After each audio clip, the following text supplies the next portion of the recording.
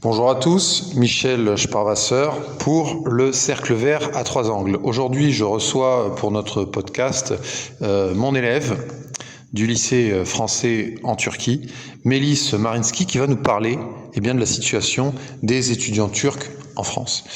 Nous allons commencer par une lecture de son article et puis Melis commentera, analysera et je l'interrogerai un peu sur son point de vue sur donc la situation des élèves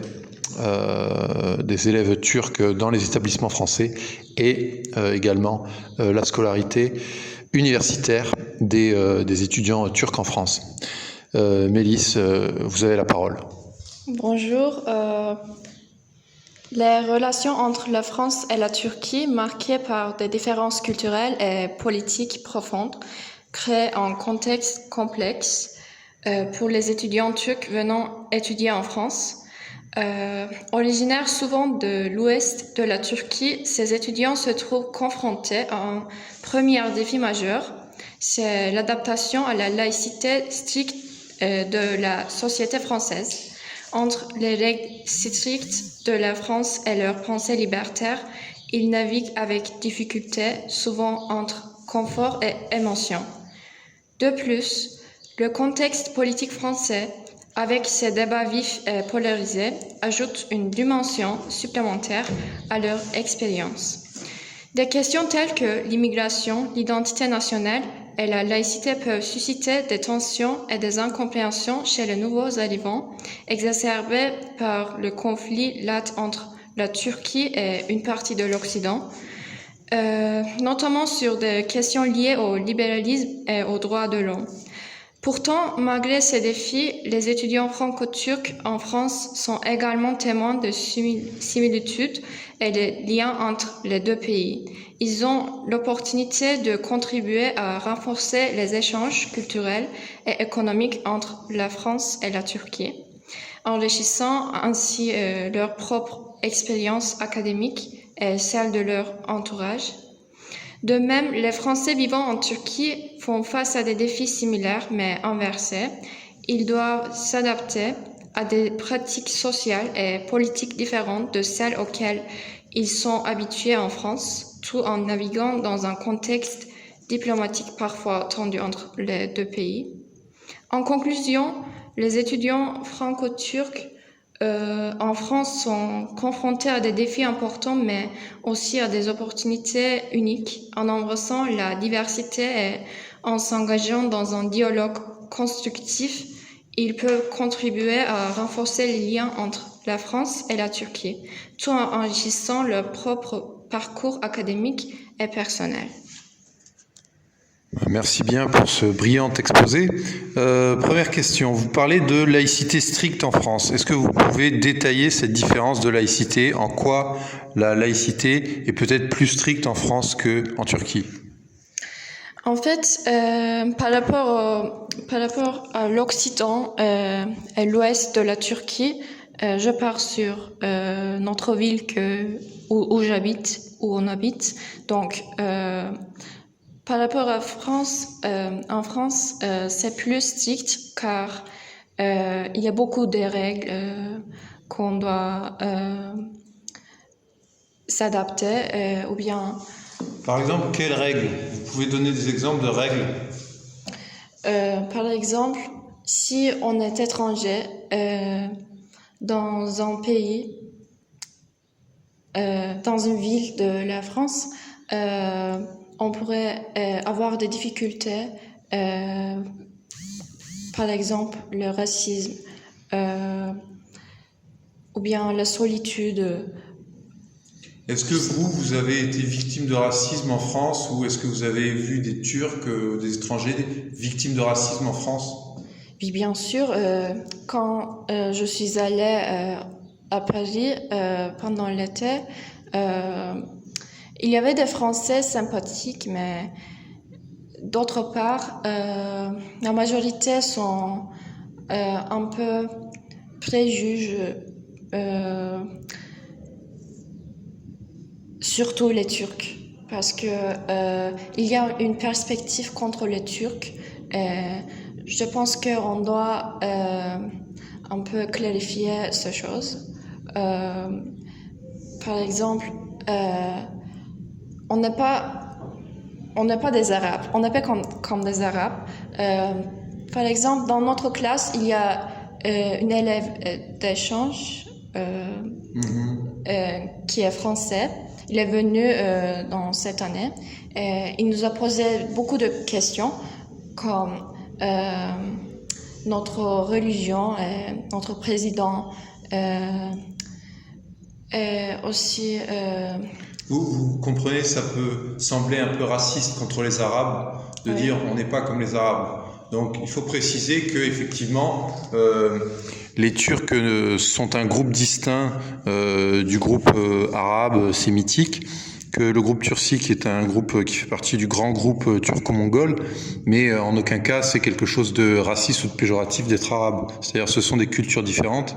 Et vous pouvez préciser, c'est une question de religion, c'est ça? Oui. La religion est plus présente dans la culture arabe que dans la culture turque. Oui. Bien sûr qu'on est musulmans, mais on est tous différents. Il n'y a pas que les Turcs qui croient Allah. Donc, on est des différents Manière de croire. manières de croire, oui, voilà. On n'a pas tous on ne croit pas au Dieu, mais on doit s'adapter de notre pays, on doit respecter notre culture. Donc, on est habitué de cours de religion, même si on n'a pas envie. Vous pouvez parler des cours de religion. Comment sont faits les cours de religion? Est-ce que c'est des cours de théologie musulmane? En fait, c'est différent dans notre école parce que on voit des choses plus occidentales, plus kémalistes, plus libérales. Donc, pendant les cours de religion, c'est différent dans notre école, mais par rapport aux autres écoles, c'est différent. Mais dans notre école, par exemple, on voit des autres cultures, on voit les mouvements de théologie. Par exemple, je sais pas, par exemple, moi, j'ai fait une présentation sur la France. Les Français croient. Est-ce que les Français croient au Dieu? Moi, j'ai posé cette question et automatiquement, tous les Turcs ont répondu non, ils sont athéistes ou quoi. Et donc, il y a aussi un préjuge contre les Turcs aussi. On n'est pas tous musulmans. On ne croit pas tous dans la même manière. Donc, c'est différent. Et voilà. Très bien, merci.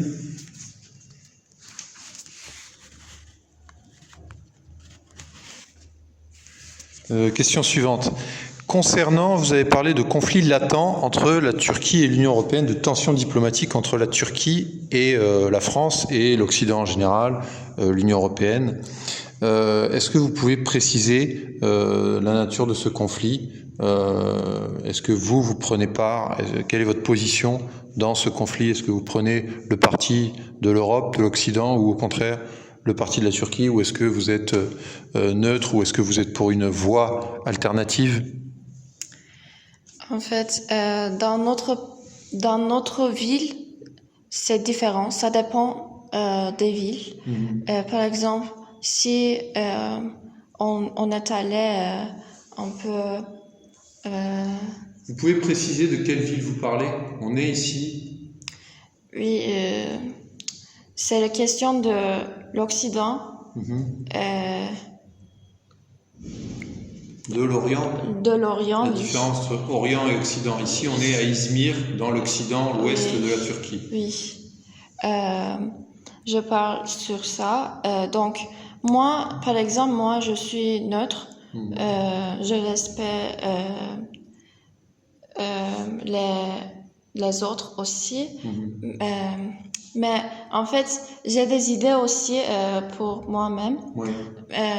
Mais tout le monde n'est pas comme ça. Mhm. Donc, je ne me sens pas très libre de m'exprimer dans ce pays. Donc, voilà, c'est pour ça que je suis là. Mhm. Et alors, vous avez parlé de conflits latents, donc quelles sont les tensions? Comment vous pouvez décrire, est-ce que la Turquie de l'Ouest, la Turquie d'Izmir, c'est la même chose que l'Europe, c'est la même chose que la France, c'est la même chose que l'Occident, ou est-ce qu'il y a des différences quand même? Et qu'est-ce que c'est la Turquie de l'Est? Qu'est-ce que c'est la Turquie orientale? Est-ce que vous pouvez décrire ces deux Turquies? Qu'est-ce que c'est la Turquie kémaliste de l'Ouest? Qu'est-ce que c'est la Turquie conservatrice musulmane pratiquante de l'Est? Vous pouvez donner des détails sur les différences de mentalité, des détails peut-être historiques? En fait, les Turcs vivent dans un monde de rêverie. Ils ne sont pas capables d'accepter notre situation de l'actualité. Donc, ils pensent que tout est bien, on est kémaliste, on vit comme les autres. On est comme des moutons. Donc, c'est différent, mais on doit accepter la situation où on est. Donc, voilà. Bien, merci. Une dernière question peut-être. Vous avez parlé des Français en Turquie. Donc, quelle est la situation des Français en Turquie? Vous avez parlé donc des Turcs vivant en France. Quelle va être la situation des Français en Turquie? Est-ce que vous pouvez détailler là ce que vous vouliez dire à ce sujet? Pour les Français en Turquie ou les autres étrangers qui vivent en Turquie, c'est facile à vivre, mais la différence de culture peut les empêcher. Peut-être. Quelles sont les grandes différences culturelles entre France et Turquie? Vous avez dit, la Turquie de l'Ouest, Izmir, est proche de la culture occidentale, proche de la culture française, mais il y a quand même des différences. Oui, il y a quand même des différences comme par exemple, on est plus accueillant et on aime les étrangers qui vivent ici. On ne fait pas trop de discrimination ou l'humiliation. La majorité sont heureux là, ici, je crois. Mais pour la France, ça dépend la ville. Peut-être il y a des villes d'université très modernes et accessibles pour les étrangers, mais par exemple pour les villes métropoles, ça dépend. Parce que les Français voient les gens dans un autre pays comme on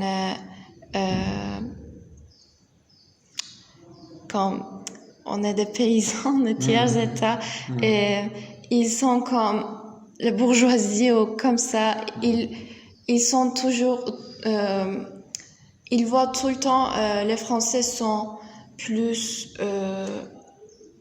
élevés, oui, voilà.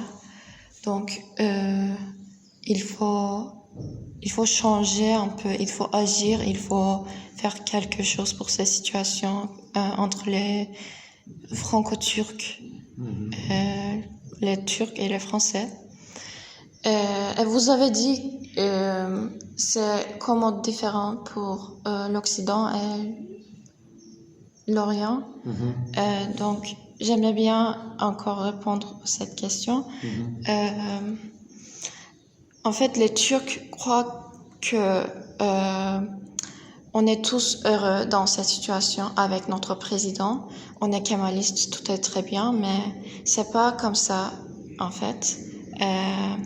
On vit dans un monde despotique qui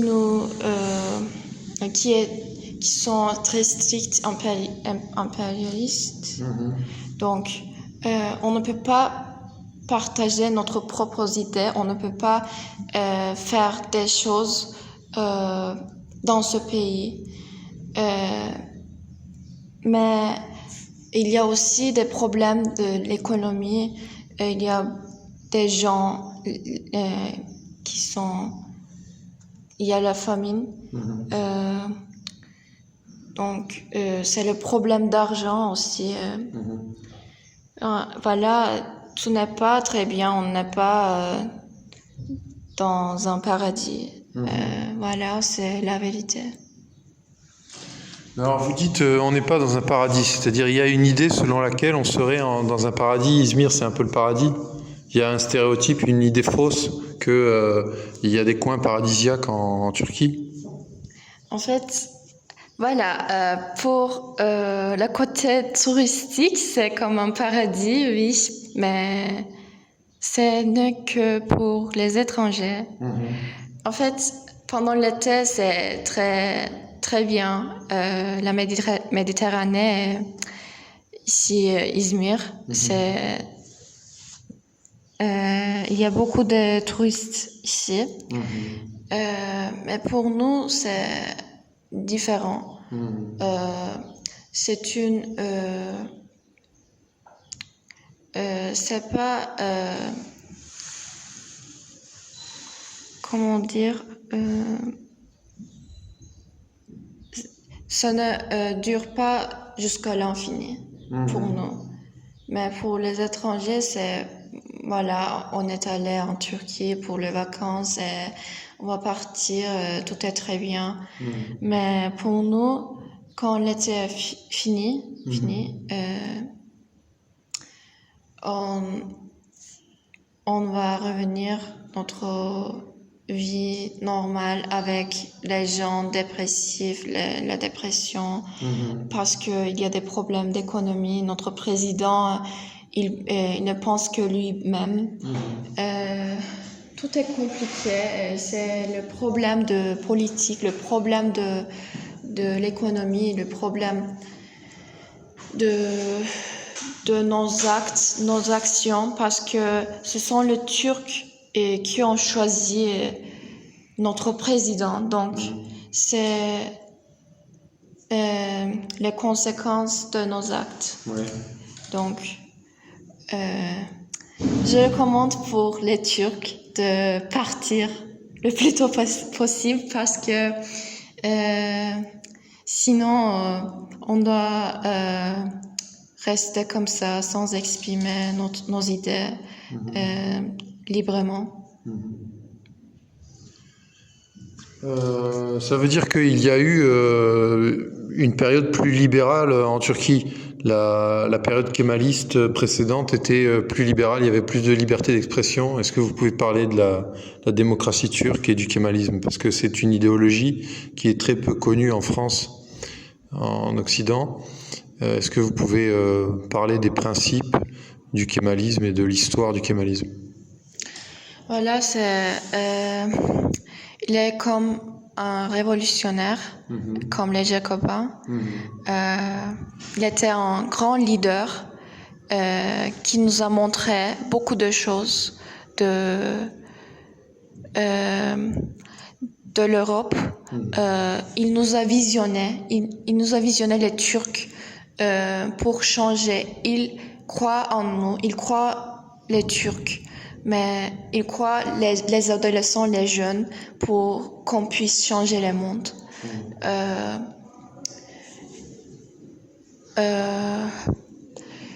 Il était une perspective tout le temps comme ça, comme...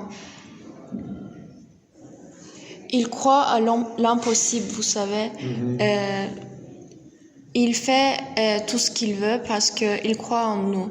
Il nous a encouragés de changer le monde, changer notre pays de la façon plus laïque, plus kémaliste, plus européen. Voilà.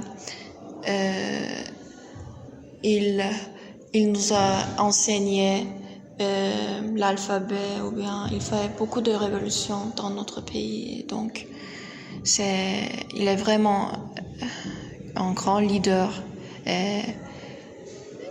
essentiel. Voilà. Et alors, il n'y a pas d'espoir pour le futur.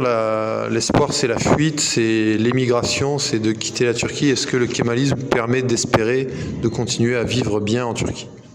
Donc, comme je dis, il y a beaucoup d'immigration dans notre pays parce qu'on accepte tous les étrangers qui vivent là, ici, qui viennent ici, surtout les Syriens. Syriens, oui, voilà.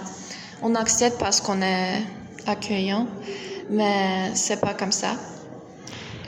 Bien sûr qu'on pourrait changer le monde si on croit en nous, si on continue à suivre notre grand leader, la route de notre grand leader Atatürk. Si on pourrait le faire. En fait, maintenant, c'est entre les mains de notre nouvelle génération qui peut changer notre pays, la situation de notre pays. Donc, si on agit et on fait quelque chose, bien sûr qu'on pourrait le changer, notre situation. Par exemple, il y a une élimination de président. Élection. Oui, élection. Ça changeait par rapport au passé. Oui. Donc, c'est mieux maintenant, en fait. Il y a toujours un espoir. Bien, nous arrivons à la fin de cet entretien. Mélis Marinsky, merci beaucoup.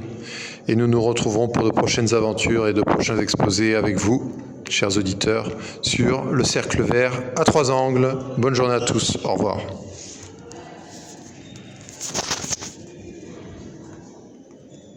C'est bon.